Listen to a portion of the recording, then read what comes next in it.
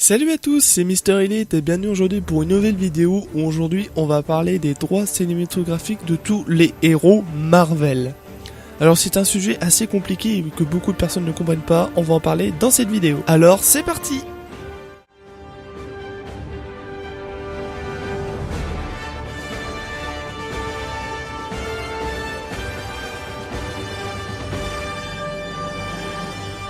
Alors, qu'est-ce que c'est les droits cinématographiques? C'est-à-dire l'apparition des super-héros Marvel au cinéma.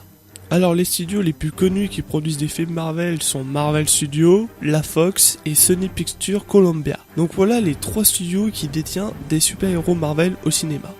Donc on va commencer par Marvel Studios qui fait des films depuis 2008, son premier Iron Man qui a fait un succès au box-office, et aujourd'hui qui continue de faire des films et qui a créé le MCU. Qui est un univers étendu de plusieurs super-héros que détient Marvel Studios. Donc Marvel Studios comprend 15 films en ce moment même à son actif, je compte pas Spider-Man Homecoming parce qu'il n'est pas encore sorti en DVD. Donc voilà, Marvel Studios a réussi à se faire un nom avec énormément de films et surtout que le PDG de Marvel Studios, Kevin Spacey, a pas prévu d'arrêter les films avant 2028.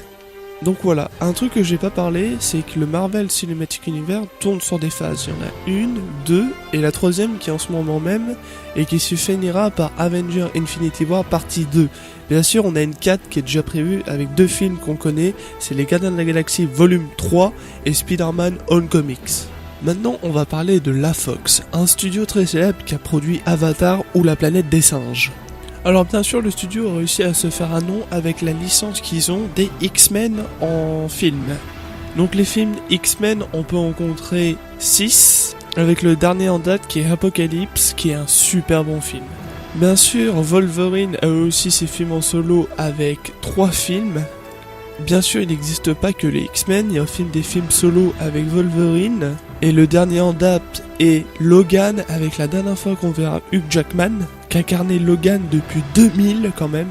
Et aussi un film qu'a produit la Fox, qui a fait un grand succès l'année dernière, c'est Deadpool. Bien sûr, la Fox n'a pas que les X-Men, ils ont aussi la licence Les 4 Fantastiques. Et c'est pas le même succès que les X-Men, parce que la Fox a fait que 3 films sur ces super-héros, qui étaient quand même très célèbres dans les comics. Alors déjà, les deux premiers films, Les 4 Fantastiques, le premier est sorti en 2005 avec Les 4 Fantastiques, et le deuxième sorti en 2007 avec Les 4 Fantastiques, le surfeur d'argent. Bien sûr, comme beaucoup de gens pourraient le deviner, dans ces films, nous retrouvons Chris Evans qui incarne Captain America en ce moment même dans les films Marvel Studios. Bien sûr, après on n'a pas eu d'autres films, mais le studio a fait un reboot en 2015 avec un nouveau 4 Fantastiques, mais qui a pas très bien marché et qui a pas plu aux fans. Mais bien sûr, les 4 Fantastiques, leur sort n'est pas scellé parce que le studio Marvel Studios essaye de récupérer les droits des 4 Fantastiques et ils vont réussir, c'était des informations qu'on a eues cette année en 2017. Donc on pourrait les voir dans la phase 4, mais on les verra pas dans Avengers vu que les tournages sont terminés. Donc voilà, il n'y a plus grand chose à dire sur la Fox, on a fait le tour. Maintenant parlons de Sony Pictures Columbia. Alors Sony Pictures a les droits sur l'homme araignée, Spider-Man et tout son univers qui l'entoure. Alors aujourd'hui on a 6 films sur le teaser et le dernier qui est Spider-Man Homecoming.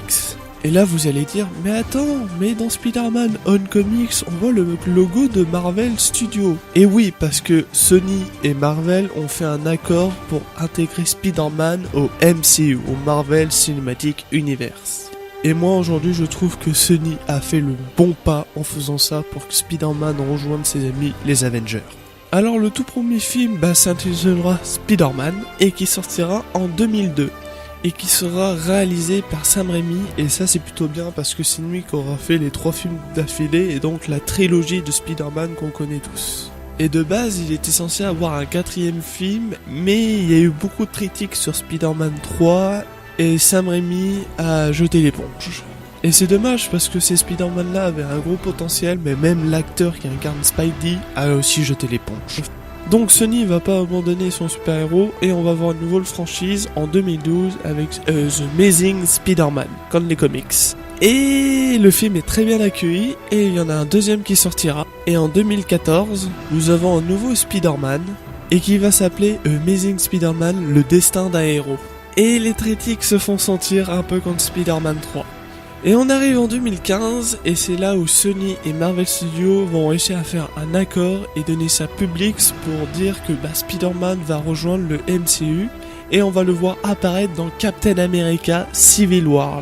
Bien sûr, on s'arrête pas là parce que Sony a prévu de produire le propre film de Spider-Man qui s'intitulera Spider-Man Uncomics et réalisé par James Watch.